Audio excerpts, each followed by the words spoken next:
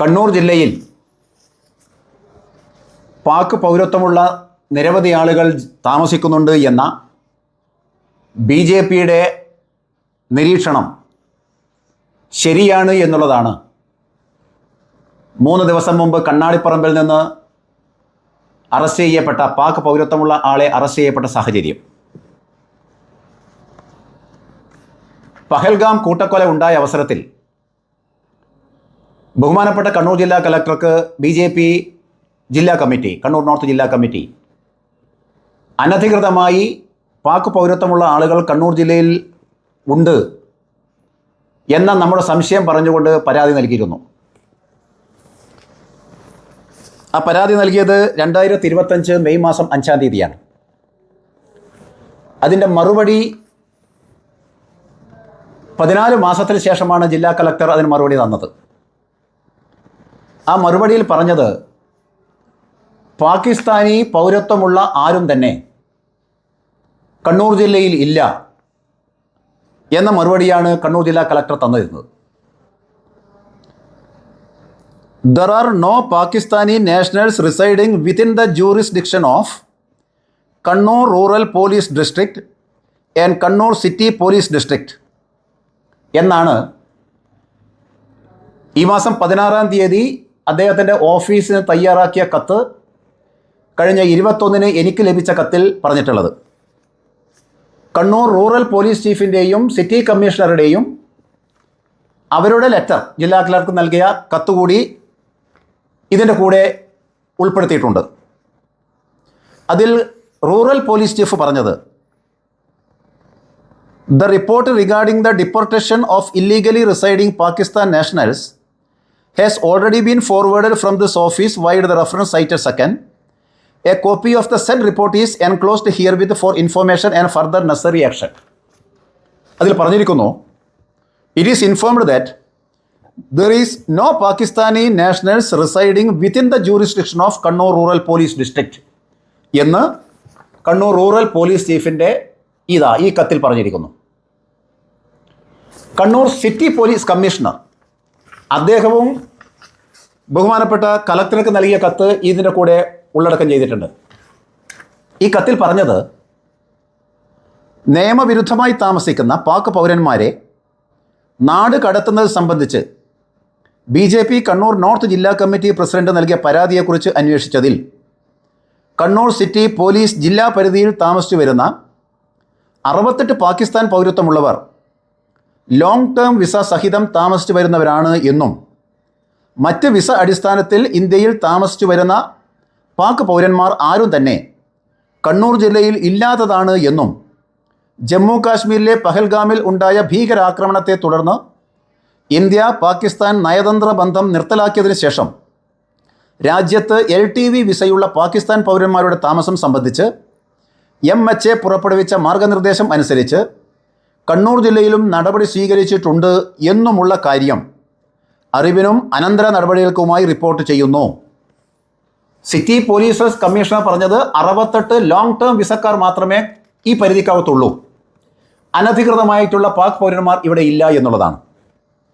പിന്നെ എങ്ങനെയാണ് ബഹുമാനപ്പെട്ട കണ്ണൂർ ജില്ലാ കലക്ടറെ 3 ദിവസം മുമ്പ് താങ്കളോട് അങ്ങയോട് ചോദിക്കാൻ ആഗ്രഹിക്കുന്നു, 3 ദിവസം മുമ്പ് മയ്യിൽ പോലീസ് എങ്ങനെ പാക് പൗരത്വമുള്ള ഒരു സ്ത്രീയെ അറസ്റ്റ് ചെയ്തു? കണ്ണാടിപ്പറമ്പിലുള്ള മുഹമ്മദ് സഫീർ, അലീന MK ഈ 2 പേർ സഹോദരങ്ങളാണ്. ഇവരാണ് അറസ്റ്റ് ചെയ്യപ്പെട്ടിട്ടുള്ളത്. മുഹമ്മദ് സഫീർ 2025 ജൂലൈ 7-ാം തീയതി ലോങ് ടേം വിസക്ക് അപേക്ഷിച്ചിരുന്നു. പാക് പൗരത്വമുള്ള ആളാണ്. കേന്ദ്ര ആഭ്യന്തര മന്ത്രാലയത്തിൻ്റെ പരിഗണനയിലാണ് ആ അപേക്ഷയുള്ളത്. അത് ഇഷ്യൂ ചെയ്യാൻ യാതൊരു നടപടിയും സ്വീകരിച്ചിട്ടില്ല. അത് സംബന്ധമായി അന്വേഷണം നടന്നു വരുന്നേ ഉള്ളൂ, അർഹതയുണ്ടോ എന്താണ് എന്നുള്ളത്. ഏതായാലും ലോങ് ടേം വിസക്ക് അപേക്ഷിക്കണമെങ്കിൽ ചില മാനദണ്ഡങ്ങളുണ്ട് എന്നുള്ളത് നമുക്കെല്ലാവർക്കും അറിയാവുന്ന കാര്യം. എന്നാൽ ഇന്ത്യൻ പാസ്പോർട്ട് മുഹമ്മദ് സഫീർ കരസ്ഥമാക്കിയിരിക്കുന്നു. 24 വയസ്സുള്ള മുഹമ്മദ് സഫീർ ഇന്ത്യൻ പാസ്പോർട്ട് കരസ്ഥമാക്കിയിരിക്കുന്നു. 2019 സെപ്റ്റംബർ മാസം 26-നാണ് ഇന്ത്യൻ പാസ്പോർട്ട് കരസ്ഥമാക്കിയത്. അതുപോലെ അലീന MK, കണ്ണാടിപ്പറമ്പിലുള്ള അലീന MK അവരും ലോങ് ടേം വിസക്ക് അപേക്ഷിച്ചിട്ടുണ്ടായിരുന്നു 2025 ജൂലൈ മാസം 7-ാം തീയതി. അതും കേന്ദ്ര ആഭ്യന്തര വകുപ്പിൻ്റെ അന്വേഷണത്തിലാണുള്ളത്. അവരും ഇന്ത്യൻ പാസ്പോർട്ട് കരസ്ഥമാക്കിയിരിക്കുന്നു. ബഹുമാനപ്പെട്ട ഇന്ത്യ ഗവൺമെൻറ്റിൻ്റെ ഭാഗത്തുനിന്ന് ഒരു അനുകൂലമായ തീരുമാനവും വരാതെ തന്നെ എങ്ങനെ ഈ രണ്ടാളുകൾ ഇന്ത്യൻ പാസ്പോർട്ട് കരസ്ഥമാക്കി? ഇതിൽ അലീന 2026 മാർച്ച് മാസം 11-നാണ് ഇന്ത്യൻ പാസ്പോർട്ട് കരസ്ഥമാക്കിയത്. അവർ ഗൾഫിൽ മെയ് മാസം 16-ാം തീയതി ഗൾഫിലേക്ക് പോയി. തിരിച്ചു വരുമ്പോഴാണ് മട്ടന്നൂർ എയർപോർട്ടിൽ വെച്ച് ഇവരെ അറസ്റ്റ് ചെയ്തത്.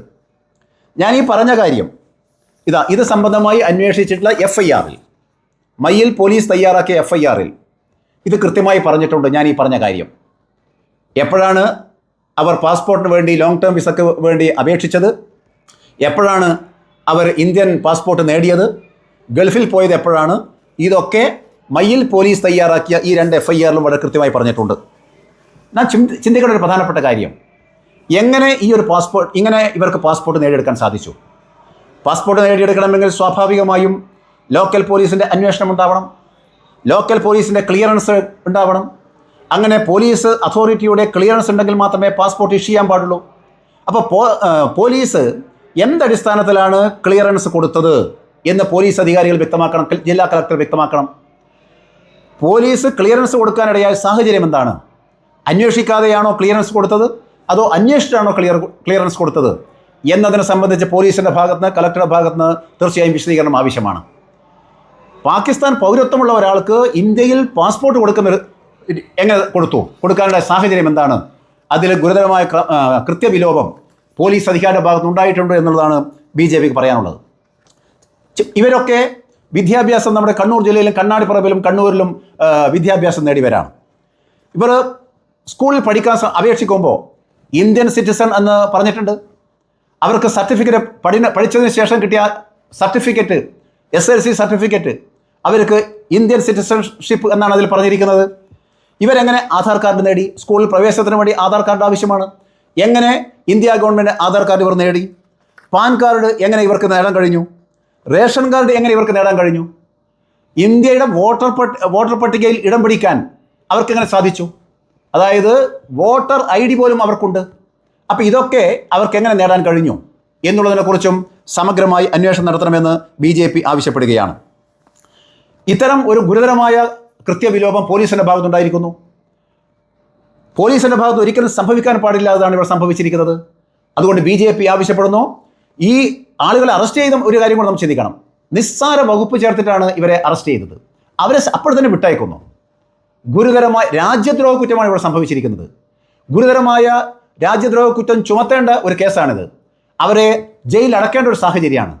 അങ്ങനെയുള്ള സാഹചര്യം ഉണ്ടായിരിക്കെ ഈ കുറ്റവാളി ഇത്തരം ആളുകളെ രക്ഷപ്പെടുത്താനാണ് പോലീസിൻ്റെ ഭാഗത്തുനിന്നുണ്ടായിരിക്കുന്നത്. പാസ്പോർട്ട് കൊടുക്കാൻ വേണ്ടി എന്തൊക്കെ കൃത്യവിലോപം, എന്തൊക്കെ നിരുത്തരവാദമായ പെരുമാറ്റം പോലീസിൻ്റെ ഭാഗത്തുണ്ടായോ അതേ സമീപനം തന്നെയാണ് ഇപ്പോൾ അറസ്റ്റ് ചെയ്തതിന് ശേഷവും അവർക്ക് നേരെ ഉണ്ടാകുന്നത്. ഇത് രാജ്യത്തെ തകർക്കാൻ വേണ്ടി ശ്രമിക്കുന്ന പാകിസ്ഥാൻ ആളുകൾക്ക്, ചാരന്മാർക്ക് ഉള്ള ഒത്താശയായി പോലീസിൻ്റെ ഭാഗത്തു നിന്ന്, എല്ലാ പോലീസുകാരെ കുറിച്ച് ഞാൻ പരാതി പറയില്ല, പക്ഷേ ചില പോലീസുകാർ ഇത്തരം നീക്കം നടത്തുന്നതായി ഞങ്ങൾ സംശയിക്കുന്നു. അടിയന്തരമായും രാജ്യദ്രോഹ കുറ്റം ചുമത്തി ഈ പാക് പൗരത്വമുള്ള ആളുകളെ അറസ്റ്റ് ചെയ്യണം. നമ്മുടെ രാജ്യത്തിന് നിയമം ലംഘിച്ചുകൊണ്ട് ഇന്ത്യൻ പാസ്പോർട്ട് നേടിയിട്ടുള്ള സാഹചര്യത്തെക്കുറിച്ച് അന്വേഷിക്കണം. അവരുടെ പാസ്പോർട്ട് റദ്ദ് ചെയ്യണം. ഇതിന് കുടപിടിച്ച് നിന്ന പോലീസ് ഉദ്യോഗസ്ഥന്മാർക്കെതിരെ വകുപ്പ് തല നടപടി സ്വീകരിക്കണമെന്ന് കൂടി BJP ആവശ്യപ്പെടുകയാണ്.